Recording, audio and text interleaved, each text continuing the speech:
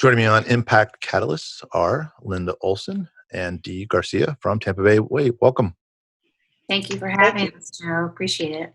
First and foremost, Dee, you're welcome to the Wave. You're a new addition, and can you talk a little bit about your how you came to connect with the Wave?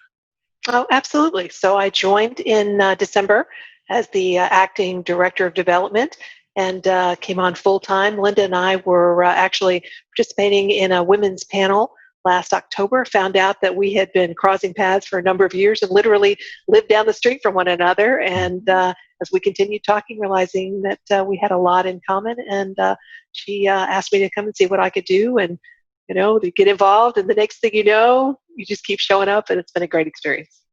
Wonderful. And Linda, man, how is the startup world has been rocked by the pandemic? What's sort of the state of the union for startups in the Wave universe? Well, it's a mixed bag in terms of we've got some companies that truly have found new markets and new applications for their technology because of the COVID situation. But because it requires them, opening up conversations in some cases with larger companies, new opportunities, they're actually, it's increasing demand on our mentors and EIR staff to support them. But on the flip side, we also have companies that are certainly running into some financial challenges, like a lot of small businesses are out there.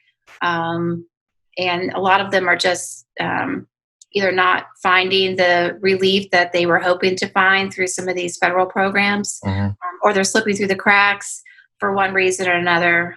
Sometimes just by the nature of being startups, they didn't quite have the 12 months of payroll to really make the application really worthwhile to them. So it's on all ends of the spectrum, the demand on my staff and our volunteer mentor network to support all these companies, no matter what their challenge is, has been off the charts like the last 6 to 8 weeks. So. Yeah. And all government programs or any program in general can't be 100% perfect. It definitely helped a lot of people, but to your point, whether it be because of contractors or timing or lack of payroll history, startups are certainly one of the prime candidates for falling through the cracks on those or not being served. So you've come up with a way to help mitigate and counter some of those that unfortunate circumstances. Could you talk a little bit about the Rising Tide Fund? I'll give you the high level, but I'd like to also give Dee a chance to talk about it, since this really, like I said, I love to give credit where it's due, and the origin of this idea, I think, came out of Dee's head. But essentially, we've got startups that we knew were going to have challenges, either getting approved or approved on time through these different programs.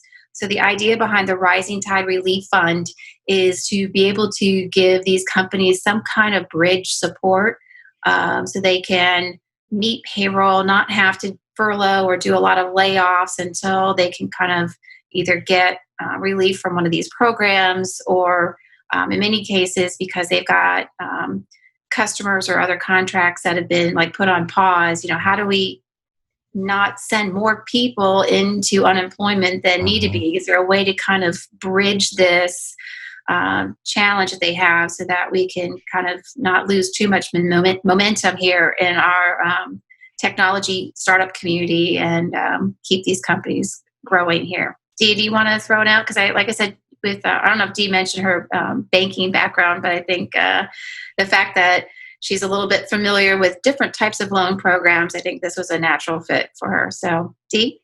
So I walked in one day right as all of this started, and it was one of the last days that our venture center was open, and ran into one of our founders who was just beside himself because he was going to have to lay off 140 people that day.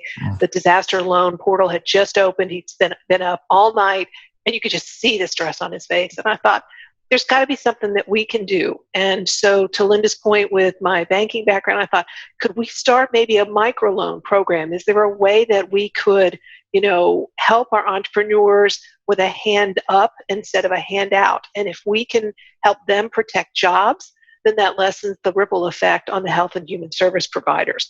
So that's really what the impetus was. And we started small, just sort of asking around who would be willing to help us. We started with our board and those that are closest to us, and then said, well, maybe we could run a campaign.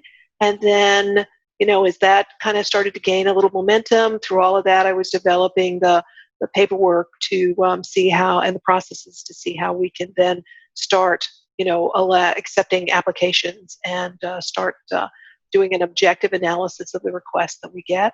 And then tomorrow we have a chance to participate in Giving Tuesday, which is a global campaign. So we're very excited. And we've already had applications. We just opened the portal on Friday, and I would tell you that within probably 20 minutes, we had applications starting. Great. Can you dig a little bit to, are they loans, are they grants, and what's sort of the criteria you're using? Can you get into the mechanics a little bit? Sure. So these would be microloans, ideally, virtually zero-based interest rates. The only reason that we even put an interest rate is the IRS doesn't impute interest rates, but our intent is that, we're not making money on this. Right. The founder would make an application. We have an objective scorecard that we'll use to help evaluate these. It'll be a committee that evaluates them. And the idea, to Linda's point, is that we give them an opportunity to get to what's next, right? If there's not an economy for them to come back to, then we've failed, as a community to support innovation and entrepreneurship. So this really is, like I said, a bridge, and they may qualify for other types of support, but we felt like we really needed to be there. We started thinking this was a COVID-19 related, and we realized that building the infrastructure, we really should leave it in place in case there's some future emergency that we need. We are in Florida, so we are in a major hurricane path from time to time, so you never know when the next emergency could come along. So the idea really started to resonate, I think, more and more with our board and our community when we started thinking about this being something that we leave permanently out there to support startups beyond just COVID. So it's if folks make a donation into the fund, they know that this is something that's in perpetuity that can continue to help this community, not just once, but over and over. We will ask the recipients to pay back the fund, right, with the idea of paying it forward so that, the fund remains available to, be used as needed in a future emergency. That's great. It's worth mentioning that the reason why startups are important is because the ones that get through and are successful provide the hundreds and hundreds of jobs for our future, and the future of Tampa Bay, or Tampa Bay 5 years from now. And so if we're not tending the seedlings, as they say, then we don't get the mighty oaks. So definitely an important work. And this open to anybody who has been through the WAVE program? Yes, we they're already vetted if they've been through either one of our accelerator programs or our core member. And so we know these companies well. They're mentored, they're helped, they're counseled, et cetera. And so, we know, what they're facing and are in contact on a regular basis with them. Wonderful. So assuming some startups in and outside of the WAVE universe are listening to this, what else, what else are you seeing, and what advice and wisdom can you impart upon them? Well, probably one thing I should mention too is this might be a little bit early to mention. So I'll have more news to talk about this probably in another month or so. But we are looking at how to create a new pathway for folks to join WAVE other than just through a 90-day accelerator program. As you know, when companies go through that program, we continue to support them as long as they find value from our network and the resources we can provide. But not every startup wants to go through a 90-day accelerator program. And depending on where they are in their stage of life cycle, they may not want to be associated as part of an accelerator or a demo day. Every startup is a little bit different. Right. And continue to attract companies that are further and further along. So there's companies out there that say, I'm not really interested in being in an accelerator program, but I really want to have the ability to access your mentors and other resources. And so, that's not going to really help any startup that's not part of Wave this week. But I should be able to provide more information for that in the very near future. And that way, going forward, if there's other emergencies, we will have this option. We'd like to continue to grow this fund, even beyond Giving Tuesday tomorrow, so that it's a real asset and resource for these companies for years to come.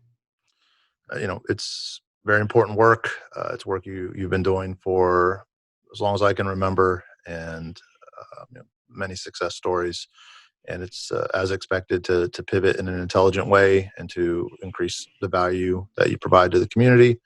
So thanks, and it's always a pleasure to connect. Thank you. I mean, it's just in the spirit of leaving no stones unturned, right? Yeah. We do not have enough startups in Tampa Bay yet. So we don't want to lose even one that really has the potential to become a breakout success. Sure. So that's what the spirit is behind this. The power of affiliation, right? Knowing that people are there for you when you need them. That's right. And that's the beauty of a fully realized support system in a community, is that you don't leave stones unturned. And the area, the patch of rocks that you guys are responsible for, you are getting into each one of them, and that makes all the difference. It's a lot of work, but it's worth it.